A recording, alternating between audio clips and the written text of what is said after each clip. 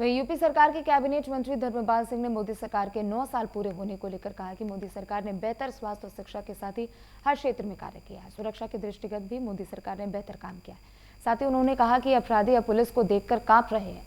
उन्होंने श्रीनगर में होने वाले कार्यक्रम की जानकारी देते हुए कहा कि श्रीनगर में 1 और 2 जून को कार्यक्रम होने जा रहे हैं। मैं भी उस कार्यक्रम में हिस्सा लेने वाला हूं। और क्या कुछ उन्होंने कहा, आप भी सुनिए। मोदी सरकार के 9 साल पूरे हो चुके हैं। इसी मुद्दे में बात करने के लिए उत्तर प्रदेश के कैबिनेट मंत्री धर्मपाल सिंह जी हमारे साथ मौजूद हैं। सर, किस तरह देखते हैं, 9 साल पूरे हो चुके हैं, लगातार भारतीय जनता पार्टी इसको भुनाने की कोशिश कर रही है। दूसरी तरफ कांग्रेस पूरे देश में प्रेस कॉन्फ्रेंस करके बताने की कोशिश कर रही है कि पिछले 9 सालों में देश में कुछ बेहतर काम नहीं हुए। देखिए, इस समय माननीय मोदी जी के नेतृत्व में जो 9 वर्ष में कार्यकाल में जो विकास के काम, जनता के प्रति जो काम हुए, तो मेरा सीधा सीधा मानना है 9 वर्ष बनाम 65 वर्ष, जो कांग्रेस 65 साल में नहीं कर पाई वो काम मोदी जी ने 9 वर्ष में करके दिखा दिया। स्वास्थ्य, अच्छा स्वास्थ्य, सबसे पहली चिंता होती है कि हमारे नागरिकों का, जनता का स्वास्थ्य बढ़िया हो। स्वास्थ्य के लिए 5 लाख रुपए तक का आयुष्मान कार्ड योजना के अंतर्गत 5 लाख रुपए तक का उपचार घर बैठे गरीब को देने का काम किया है। अब किसी को गांव में कैंसर होते हैं, बाकी चीज़ें होती हैं, जब ऐसी भयंकर बीमारियां हो जाती हैं तो व्यक्ति अपनी ज़मीन बेचता है, जेवर गिरवी रख देता है। अब ऐसी स्थिति नहीं है और माननीय मोदी जी ने जो 5 लाख रुपए उपचार के लिए दिए, इससे लोगों की जान बची है और बेहतर स्वास्थ्य हुआ है। बेहतर शिक्षा, अब हजूर के बेटे ही हजूर नहीं होंगे। माननीय मोदी जी की इस नीति के साथ बेहतर शिक्षा में अब मजूर के बेटे भी हजूर होंगे।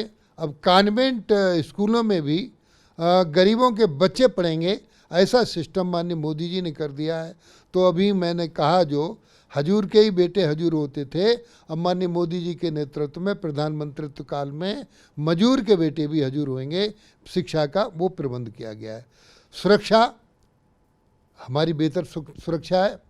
आंतरिक सुरक्षा पुलिस करती है, पुलिस की व्यवस्था चाक चौबंद है।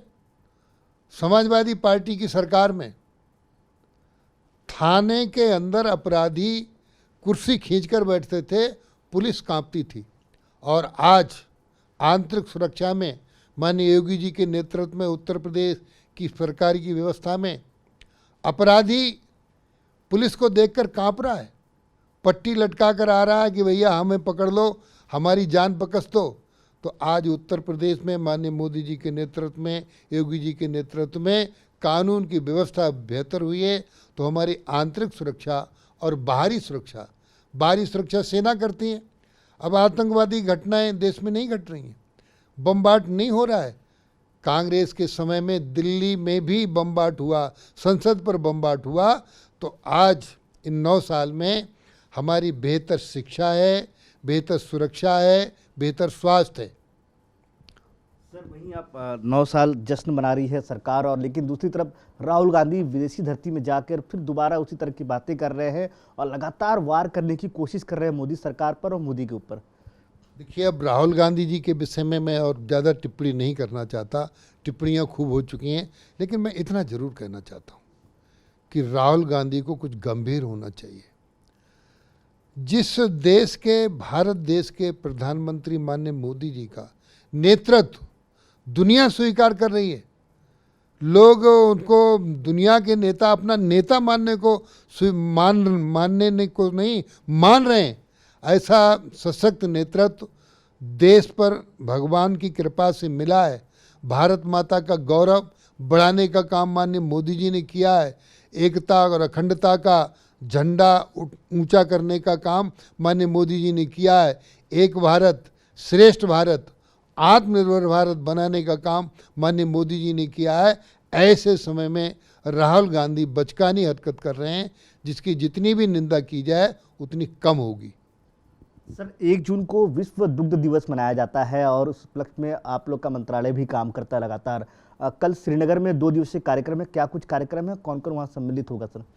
देखिए, भारत सरकार के मंत्री माननीय पुरुषोत्तम रूपाला जी ने विश्व दुग्ध दिवस पर श्रीनगर में एक समर समिट आयोजित किया है, जिसमें संपूर्ण देश के राज्यों के दुग्ध विकास मंत्री भाग लेने का काम करेंगे।